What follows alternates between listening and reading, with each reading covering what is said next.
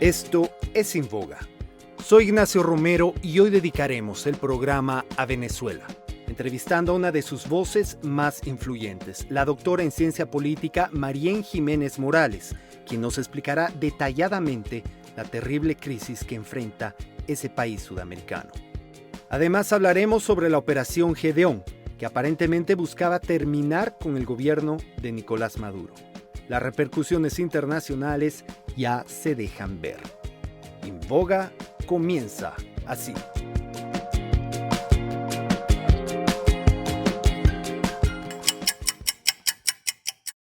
El domingo 3 de mayo, el gobierno de Venezuela anunció al mundo que un grupo de mercenarios habría intentado realizar una invasión por mar desde Colombia por las costas de La Guajira. Los detenidos tenían fusiles de asalto.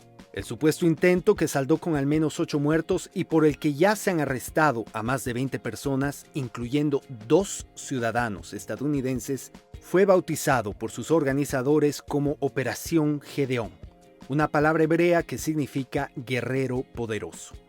Nicolás Maduro, a quien buena parte de la comunidad internacional no reconoce como legítimo presidente de Venezuela, acusó a Estados Unidos, al gobierno de Colombia y a Juan Guaidó como responsables del atentado.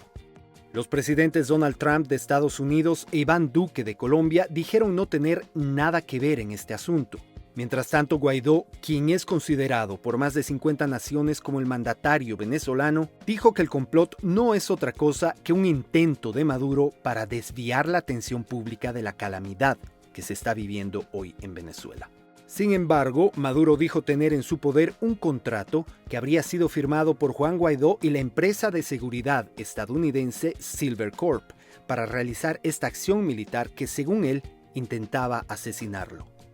Jordan Goodrow, el presidente de esta empresa con base en Florida, un ex miembro de las Fuerzas Especiales del Ejército de Estados Unidos, confirmó en un video su liderazgo en esta fracasada operación, que habría utilizado a 60 soldados venezolanos y a 2 estadounidenses, Aaron Berry, de 41 años, y Luke Denman, de 34, que según el gobierno de Maduro se identificaron como miembros de seguridad del propio presidente Donald Trump.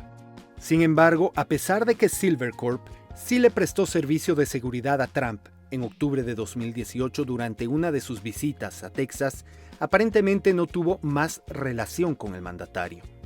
Los 2 ciudadanos estadounidenses detenidos dieron su declaración en un video que fue mostrado en Televisión Nacional Venezolana, explicando su participación en la Operación Gedeón, lo que el gobierno chavista informó será tomado como una confesión.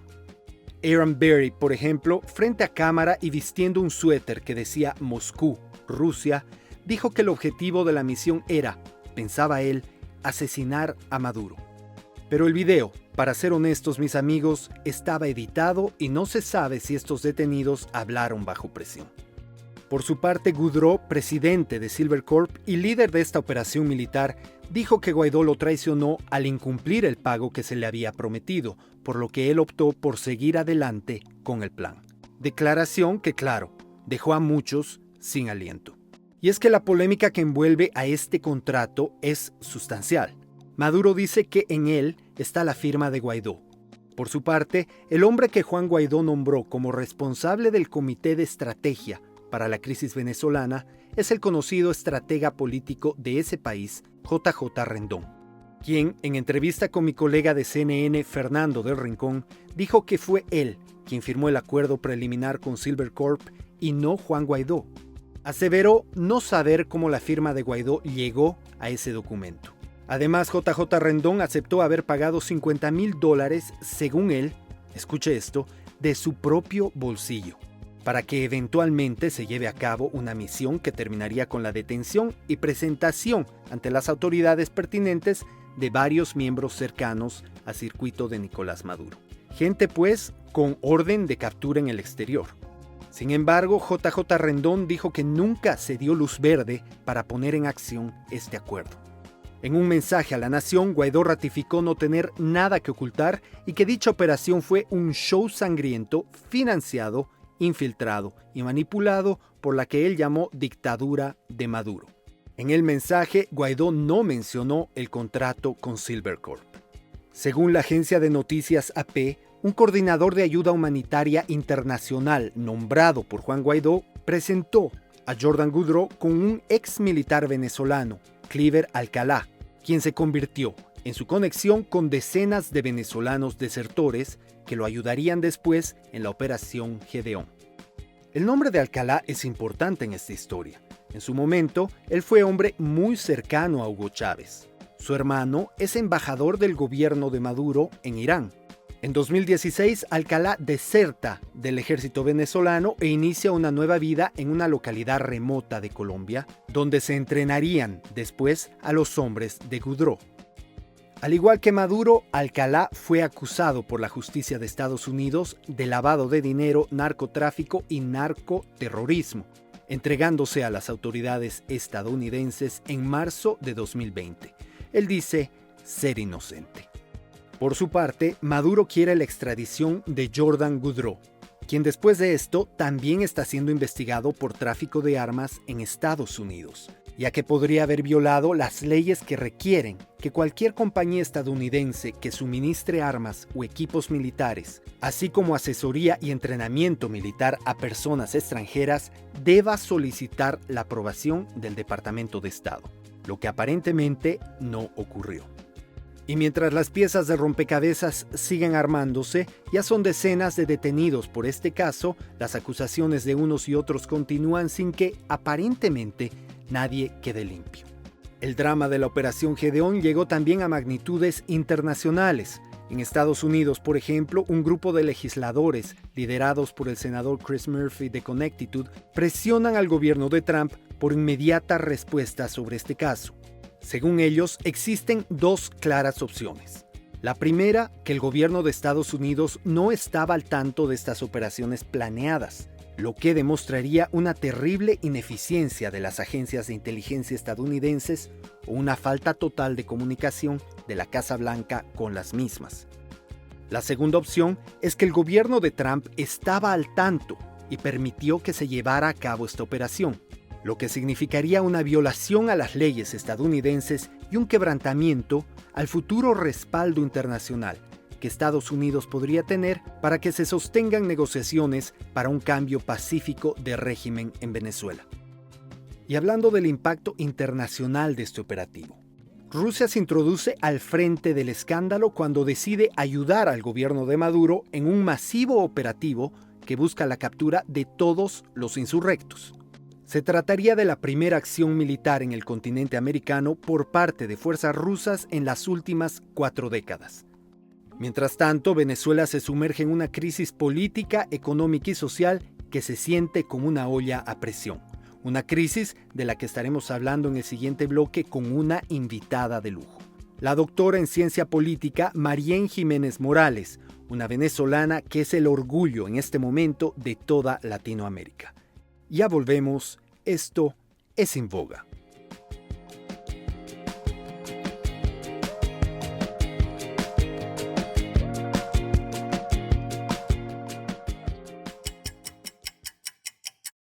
Por donde se mire, la crisis venezolana es profunda, y para entenderla hay que escudriñar en la historia de ese país. Nuestra invitada nos ayudará en esa misión. Ella es Marién Jiménez Morales, doctorada en Ciencia Política de la Universidad de Oxford y quien se ha especializado en estudios políticos y de relaciones internacionales, haciendo investigaciones profundas sobre la democracia. Ella es una de las voces venezolanas más influyentes de nuestros días y tengo que decir, un orgullo latinoamericano. Marién, estoy muy contento de que estés en este contacto con nosotros. Bienvenida a En Boga. Ignacio, muchas gracias. Un saludo para ti y para tu audiencia. Marién, quisiera que en este programa expliquemos de la A a la Z el contexto de lo que ha vivido Venezuela. Bueno, eso es una pregunta bastante amplia, entonces vamos por pasos y también por épocas, ¿no? Para entender lo que está pasando ahorita tenemos que remontarnos no solamente en el 98, que es cuando gana Hugo Chávez por primera vez las elecciones, sino quizás también unos años antes a eso, ¿no? Recordemos que La última dictadura militar en Venezuela cae en el 58. Es ahí donde se establece un sistema democrático paso a paso que dura 40 años, cuyas primeras 2 décadas fueron extremadamente importantes para el país. Se democratiza la educación, se crean redes sociales importantes, surge una clase media estable en Venezuela, se busca también diversificar un poco más la economía. Bueno, durante entonces las primeras 2 décadas hay una cierta estabilidad importante, gran poder adquisitivo. Venezuela entra en un ciclo de crisis económicas y políticas, los 70, 80. Los partidos políticos se volvieron extremadamente rígidos, muy cerrados, no permitieron una renovación del liderazgo político y eso fue agotando un poco el sistema. Es cierto que en los 80s, en el 89, perdón, comienza un proceso de descentralización importante, lo cual abre también un poco a una participación de otros actores políticos, pero ya básicamente no había tiempo para dar respuesta efectiva, digamos, a lo que estaba clamando la ciudadanía. Y digo, no había tiempo no para la gente siempre está en su derecho legítimo de pedir más participación, más transparencia, más rendición de cuentas. Quiero decir, más bien con esto, que los políticos no se dieron cuenta a tiempo de los profundos cambios que necesitaba el país. Entonces recordemos que Hugo Chávez hace un intento fallido de golpe de Estado en el 92, luego se le da una amnistía en el 94 y de ahí básicamente ya sabemos que se dedicó a conspirar, pero luego sus mentores políticos lo convencen de que la vía electoral en realidad es el mecanismo para ganar el poder en Venezuela y poder ejercer el poder. Entonces nos remontamos en el 98. Gana Hugo Chávez las elecciones y desde el primer momento, en realidad, aun cuando su campaña había sido más moderada, vemos el comienzo de un cambio en su discurso, ¿no? Poco a poco el presidente Chávez implementa un discurso populista autoritario y va entonces a lo largo de sus 13 años en el gobierno desmantelando la democracia poco a poco. Hoy en día, como la nueva literatura ha descrito Ignacio, las democracias no mueren únicamente a través de un golpe de Estado, como lo vimos en Latinoamérica a lo largo de la historia, sino más bien hoy en día mueren de las manos de presidentes o ejecutivos que son electos democráticamente. La última elección realmente democrática en Venezuela fue la del 98. Con esto no quiero decir, ojo, que la democracia antes era perfecta, no, no era perfecta, pero era una democracia todavía formal, digámoslo así. Hoy en día lo que sabemos después de estos 21 años, un poco más, es que justamente el proceso de desmantelamiento es gradual. Marín, cuando mencionas estos 21 años de gobierno chavista y del desmantelamiento que ocurrió en Venezuela, estamos hablando que se desarmó las instituciones democráticas. ¿Cómo sucede esto? El chavismo comenzó a desmantelar las instituciones democráticas en el país poco a poco. ¿A qué me refiero con esto? A que el poder judicial fue cooptado paulatinamente, la institución militar, también los medios fueron atacados sistemáticamente hasta lograr entonces una efectiva propaganda por parte del Estado y también una autocensura por medios críticos al gobierno. Otro actor esencial hoy en día, no solamente en Venezuela, sino también lo vimos en otros casos, como es el caso de Bolivia, como ha sido el caso de Nicaragua, como fue el caso también de Ecuador con Correa. Otro actor esencial es el Consejo Nacional Electoral, que tiene distintos nombres en los distintos países, pero justamente la autoridad electoral es aquella que también se busca desmantelar. ¿Por qué? Bueno, para tener un control básicamente del presidente o del ejecutivo sobre los mecanismos electorales. Claro, lo que sin duda crea una ilusión, digamos así, democrática. Claro, esto al principio logra confundir porque a lo interno y también para la comunidad internacional, pues se entendía que en Venezuela se estaban celebrando elecciones y por tanto no había que preocuparse. Hoy en día sabemos que las elecciones, los procesos electorales también sirven para desmantelar la democracia. Entonces, a lo largo de estos 21, un poco más, 21 años, un poco más, lo que hemos visto es precisamente eso, ¿no? Un control gradual y progresivo de todas las instituciones al punto en que ya hoy en día Venezuela es un régimen autoritario donde aquellos que ejercen una voz crítica pues corren peligro, donde los medios todos están controlados por el régimen de Nicolás Maduro, aquellos que todavía pueden resistir de alguna u otra forma, pues siempre se ven amedrentados, y los periodistas, como hemos visto y como ha destacado también la Comisión Interamericana de Derechos Humanos y muchas otras organizaciones internacionales de derechos humanos, corren peligro. Las mismas organizaciones de derechos humanos, como es, por ejemplo, el caso de Provea. Nos has dado, María, en un pantallazo de la realidad venezolana. Claro, lo económico está de fondo, pisa fuerte, y si hablamos de lo económico tenemos que referirnos, pienso yo, al petróleo, del cual Venezuela es, hoy por hoy, totalmente dependiente. Es correcto. Hoy en día Venezuela, más que nunca, es vulnerable ante los precios internacionales del petróleo. PDVSA está totalmente arruinada, de hecho, tanto así, después de haberla saqueado, esa es la palabra correcta para describir lo que pasó en la industria. Recordemos que ya a partir del 2002, Chávez comienza a votar, a despedir a miles de trabajadores calificados, técnicos. Se estima que son casi 20.000 personas que él despidió de la empresa para llenarla de personal leal a su proyecto político, pues después de haber saqueado y arruinado la empresa, también justamente no solo por la grandísima corrupción dentro de la industria petrolera, sino también por falta de conocimiento técnico y también eh, por falta de mantenimiento e inversión, pues lo que vemos es precisamente una industria en el piso que ya no tiene la capacidad para producir el petróleo necesario para luego generar justamente las divisas que requiere el país. Y justamente lo que vemos ahorita es que con la caída de los precios, nuevamente, pues Venezuela básicamente no tiene capacidad para responder frente a la crisis, no tiene ingresos para invertir, además de que, bueno, el dinero de los venezolanos se lo robaron. Venezuela posiblemente hoy en día está entre los países, bueno, de hecho está entre los países, 5 países más corruptos del mundo.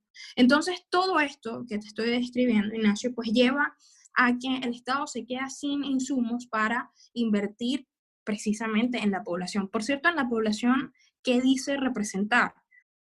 Esta parte de la población que mencionas evidentemente ha sido seducida por el chavismo. ¿A qué se debe este apoyo popular?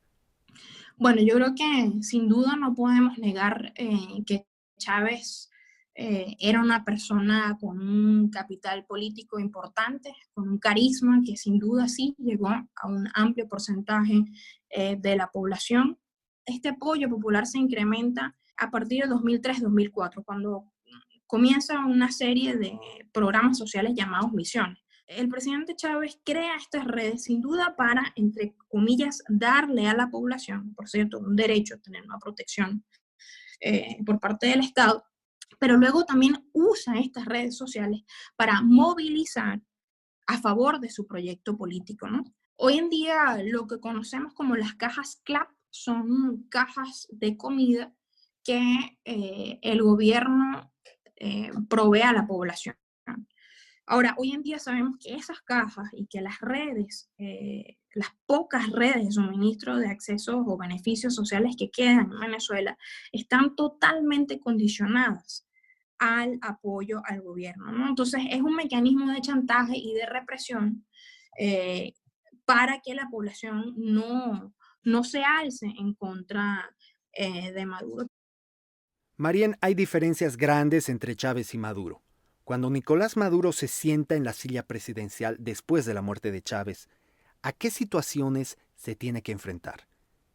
Pues Nicolás Maduro se enfrenta a nuevos dilemas y a nuevos problemas. ¿Por qué? En comparación con Chávez, pues Maduro si bien hereda de cierta forma ese capital que le deja Chávez, en estos momentos no es una persona tan conocida, no es una persona carismática para ese entonces, como la tenía Chávez para conectarse inmediatamente con la población o con sus seguidores. Y por otro lado, no es militar. Y aquí es donde ha venido, pues justamente, uno de los grandes retos para Nicolás Maduro es cómo controlar o cómo cooptar y mantener de cierta forma satisfecho al sector militar en Venezuela para que justamente pues, no le retire el apoyo.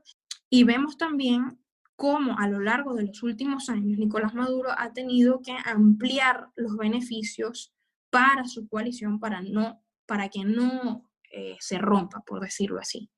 Así que los liderazgos son muy distintos. Ahora bien, si bien es cierto que por mucho tiempo no se pensó que Nicolás Maduro tendría la capacidad de llevar a cabo el proyecto chavista, fíjate, estamos en el 2020 y él ha logrado navegar pues sin duda los retos internos y también hoy en día ha sobrevivido a las campañas internacionales que se han hecho para buscar un cambio de régimen en Venezuela, ¿no? Entonces eso lo que te dice es que hay un alto control y el control social ha sido realmente pues duro y sofisticado, Ignacio. Quisiera que hablemos ahora de la oposición, que a pesar de que ha contado con políticos de gran calibre como Enrique Capriles, Leopoldo López o María Corina Machado, no han podido, ni con Chávez ni con Maduro. ¿Por qué? La oposición ha tenido varios aciertos, muchos desaciertos también. Ha sido más asertivo cuando ha coordinado alrededor, se ha coordinado para participar en elecciones, se ha organizado, ha presentado propuestas, como fue en el caso de Enrique Capriles en el 2012-2013. Y en los últimos años, entonces, lo que hemos visto fue, primero, una coordinación increíble para la campaña del 2015 y se gana con mayoría la Asamblea Nacional, pero fíjate lo que pasa a partir del 2015 cuando se gana.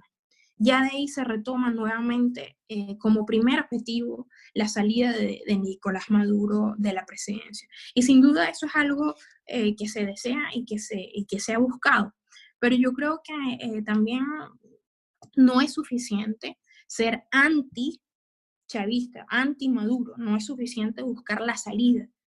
No, se necesita también una propuesta de país. Ahora, la oposición ha aprendido eso, ha intentado renovarse.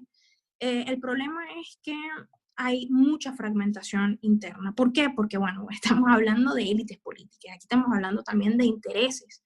En el año pasado, en el 2019, se intenta una nueva ruta para buscar, como se denominó, se sigue denominando el cese de la usurpación, dado que las elecciones en mayo del 2018 fueron fraudulentas, pues se busca entonces a través de ese mecanismo y con el apoyo de Estados Unidos, Latinoamérica y la Unión Europea, se busca agilizar ese cambio, ¿no? Marien, ¿qué te parece si nos vamos a un corte? Pero cuando volvamos me gustaría hablar contigo sobre Juan Guaidó, sobre los gobiernos populistas y sobre la pandemia que está azotando nuestro planeta. Amigos, ya volvemos. Esto es En Boga.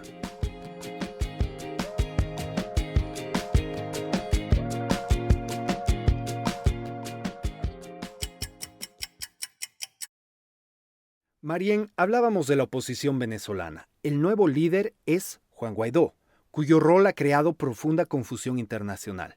Él fue juramentado como presidente encargado de Venezuela. Y ahí entra el desconcierto de muchos que se preguntan quién es presidente, Maduro o Guaidó.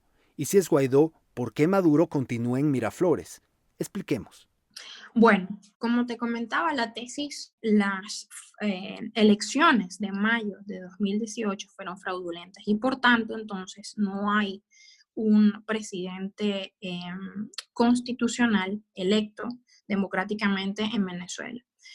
Se argumenta con base en diferentes artículos de la Constitución venezolana que a la hora de un vacío en el poder, es decir, un vacío en la presidencia, pues el presidente de la Asamblea Nacional asume el rol de ejecutivo por un periodo hasta que se puedan celebrar nuevas elecciones. Por tanto, esa es la figura constitucional que se maneja para entender la presidencia interina de Juan Guaidó, con pues un apoyo político también internacional por parte de Estados Unidos, Europa y también la mayoría de los países latinoamericanos. Marín, ya que estamos tocando el tema de relaciones internacionales, líderes como Trump y Bolsonaro han dado su apoyo a Guaidó, y él se ve muy a gusto con esto. En pasados meses, él ha tenido incluso una reunión con el presidente del partido español de ultraderecha Vox. ¿Tú crees que estas relaciones en este momento son positivas para Guaidó y para una oposición venezolana? Yo he sido muy crítica de alianzas con factores antidemocráticos, ya sean de ultraizquierda o sean de ultraderecha. Eso también tomando en cuenta trabajos sobre justamente democratización, como es el trabajo de Levitsky y Ziblatt, libro muy fácil de leer que lo recomiendo muchísimo, Cómo mueren las democracias. Ellos también ahí justamente señalan que las alianzas cortoplacistas pues en realidad pueden afectar más en lo negativo que en lo positivo, ¿no? Al tú aliarte con factores ultraderecha, puedes perder legitimidad en cuanto a tus alianzas y credibilidad en cuanto a tus alianzas con los moderados. Entonces, estas alianzas, pues digamos, cortoplacistas que buscan más bien tener un impacto mediático, pueden ser contraproducentes. ¿Por qué? Porque alianzas con partidos como Vox en España, lo que hace es alejarte también de alianzas un poco más moderadas, ¿no? Si tú buscas el apoyo de Europa, pero luego haces alianzas o te reúnes con sectores que están en contra de Europa, pues eso en realidad puede ser bastante contraproducente. Ahora, hay que distinguir, Ignacio, entre una fuerza ultra ya sea de derecha o de izquierda, opositora a un gobierno en un estado en particular y un oficial electo por parte de la población. Es decir, no es lo mismo pues criticar a Trump que criticar a Vox o criticar a Trump, perdón, Bolsonaro que a Vox. ¿A qué me refiero? Pues la oposición venezolana tiene que cultivar vínculos con todos los jefes de Estado que estén dispuestos a ejercer presión para un cambio político, siempre que guarde sus formas, ¿no? ¿A qué me refiero con esto? Pues yo creo que sí ha sido negativo que en los últimos meses pues se ha visto un vínculo muchísimo más fuerte, proporcionalmente hablando, con la administración de Trump. Ahora, ¿esto por qué es negativo? Porque a lo interno esto sirve como excusa para el régimen de Nicolás Maduro de cohesionarse alrededor de sus élites y también cohesionar a sus bases. ¿Por qué? Bueno, ya tenemos más de 2 décadas de un discurso antiimperialista, de soberanía, etcétera, que pues a la hora de tomar insumos precisamente de declaraciones de Trump o de su administración que invocan incluso la doctrina Monroe, pues esto no le ayuda. Claro, y es que Trump ha desempolvado la teoría Monroe arguyendo de que el hemisferio occidental debe mantener su independencia de las potencias extranjeras. Pero es irónico, porque al mismo tiempo muchos ven un afán intervencionista por parte de Trump, especialmente en Venezuela. Es en este contexto, Marien, que hace unos días ocurre la llamada Operación Gedeón. La operación, como dijimos, aparentemente intentaba terminar con el gobierno de Nicolás Maduro. Trump dice no tener nada que ver en el asunto. Desde tu posición de análisis, ¿qué piensas de esto? No creo que en estos momentos sea positivo especular. Falta todavía tener más información para sacar conclusiones. Lo que sí yo creo que es muy negativo para el país es la ambigüedad de discursos como todas las opciones están sobre la mesa, también debajo de la mesa, como lo ha dicho Juan Guaidó, también por parte de Trump, que ha dicho que todas las opciones están sobre la mesa, al mismo tiempo que eh, Elliot Abrams, por ejemplo, dice que en realidad lo que se busca es una negociación en Venezuela. Entonces, estas fantasías de una invasión o de una ruptura rápida y de una transición rápida para Venezuela, así como la tienen algunos liderazgos radicales o extremistas en Venezuela, lo que hemos visto es que esto no lleva a absolutamente nada y más bien genera más confusión y puede también debilitar aún más a la oposición venezolana. Fíjate, ahorita en realidad de lo que sabemos de la literatura sobre procesos de transiciones a la democracia, no pudiéramos pensar que los factores están dados para una transición. Fíjate, con la pandemia como está y la situación de crisis humanitaria, una movilización social a favor de una transición resulta básicamente imposible. También la presión internacional ha bajado, pues los países están, o sea, cada presidente está tratando de manejar, gestionar la pandemia a lo interno. Es decir, el mundo ahorita está, las diferentes regiones y los diferentes países están viendo hacia adentro. De manera que ahorita en Venezuela hay que retomar la vía más sostenible.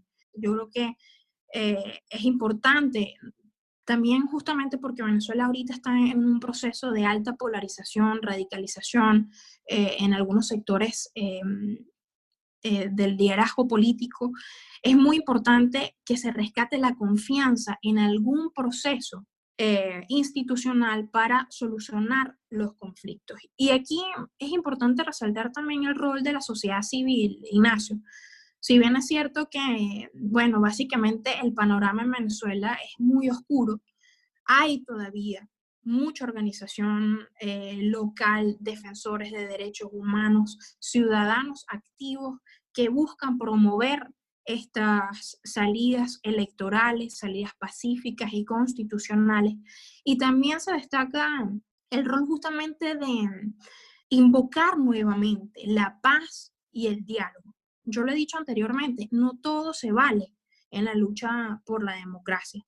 Es decir, si tú usas mecanismos antidemocráticos para restablecer la democracia, pues con un alto porcentaje eso puede ir mal, ¿no? Y lo que interesa también, Ignacio, no solamente es salir de Maduro, eso es muy importante para reinstitucionalizar el país, pero lo que también se desea a mediano y largo plazo después de un cambio en el Ejecutivo es no vivir por no pasar por una reversión al autoritarismo.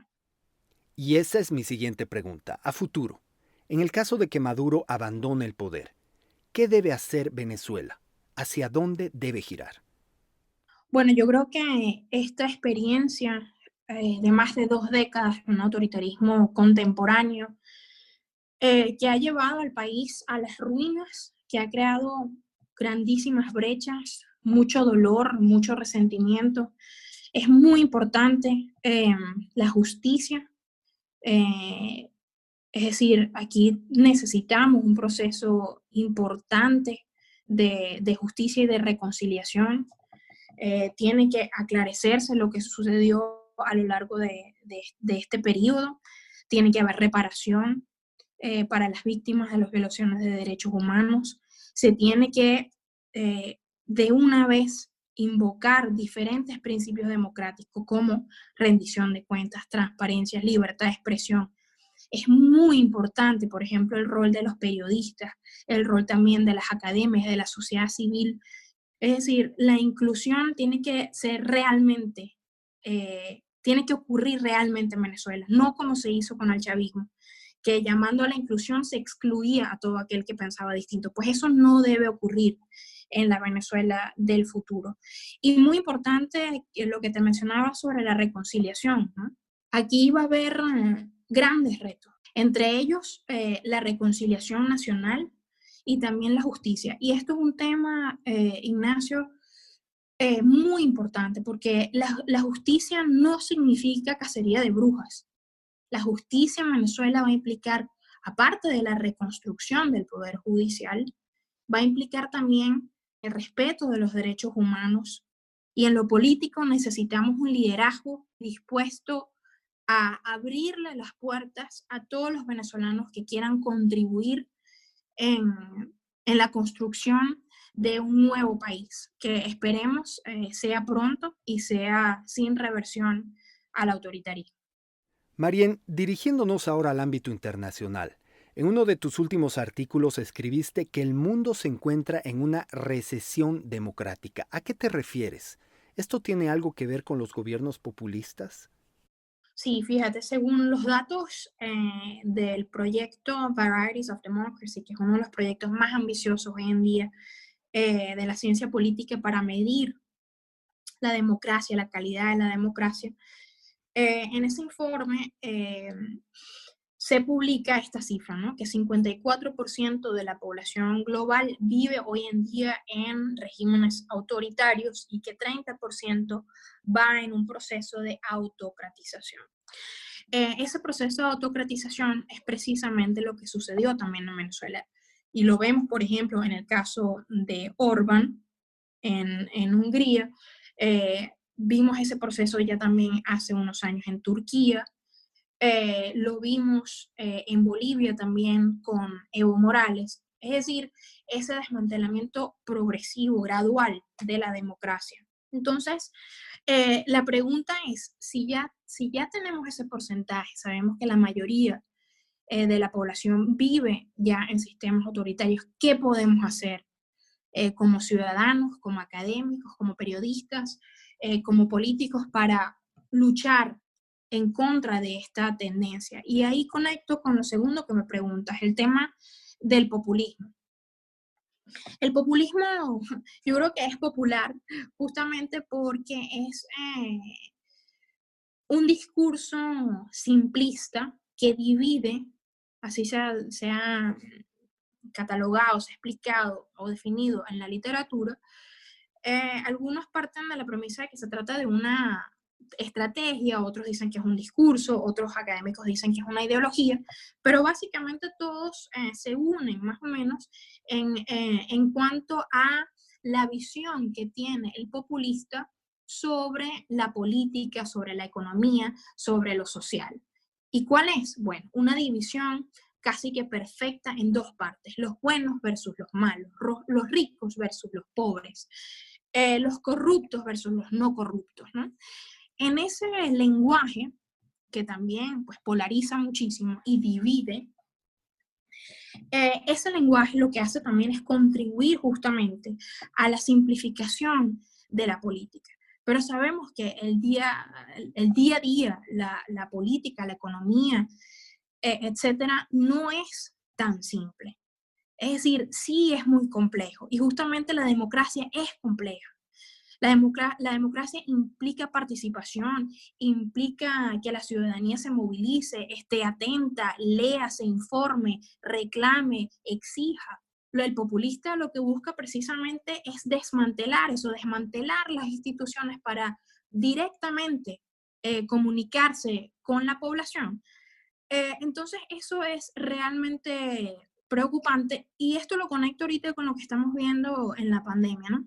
Lo que vemos en Latinoamérica, pero también en otras partes del mundo, es que la pandemia ha servido como pretexto para algunos líderes populistas, sea de derecha o sea de izquierda, como es el caso de Bolsonaro o como es el caso de López Obrador en México, para usar un discurso autoritario, desprestigiar a la ciencia, atacar a periodistas, atacar a opositores, atacar al Poder Judicial. Y muchas veces se puede caer en esa tentación. Es muy simplista, ¿no? Es decir, los jueces son los malos. No, los científicos no tienen nada que aportar.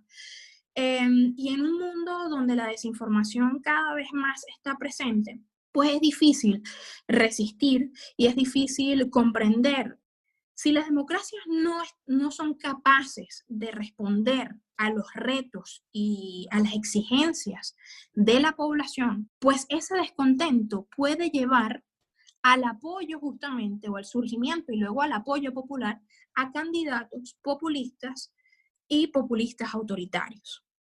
Para concluir, estimada Marien, ¿cuáles son los retos latinoamericanos frente al coronavirus? ¿Cuál es el impacto que esta pandemia puede dejar en nuestra región? Bueno, en cuanto al coronavirus, lo que preocupa mucho hoy en día es justamente esa autocratización del discurso, como lo vemos, como te mencioné, en Brasil, en México, en Venezuela, en Nicaragua, en El Salvador, y también el uso de las fuerzas del Estado para reprimir y desmovilizar a la población. No solamente a la población, o sea, a la ciudadanía, sino también a las organizaciones de derechos humanos, a los periodistas. Y por otro lado, también esas medidas que usualmente se toman en periodos de estado de emergencia, es decir, por ejemplo, la suspensión de algunas garantías, pues ese pretexto se puede utilizar también para desmovilizar y para mantener a las personas en sus casas más allá de la pandemia. Por eso es muy importante justamente la labor que ejerzan los periodistas en informar. Yo creo que eso es otra consecuencia que podemos ver, es que muchos presidentes hoy en día no están comprometidos con el ejercicio de la libertad de expresión y el ejercicio de la población, el derecho de la población a informarse debidamente sobre lo que está ocurriendo. Ahora, aquí también hay muchos retos, Ignacio, de cara al futuro en cuanto a lo social y lo económico. Por ejemplo, las organizaciones como la OIT o la CEPAL esperan que el desempleo va a aumentar muchísimo más. ¿Qué va a pasar con ese 54% de la población que ya trabaja en el sector informal? ¿Qué va a pasar con la brecha, la desigualdad que se está aún aumentando más en estos momentos?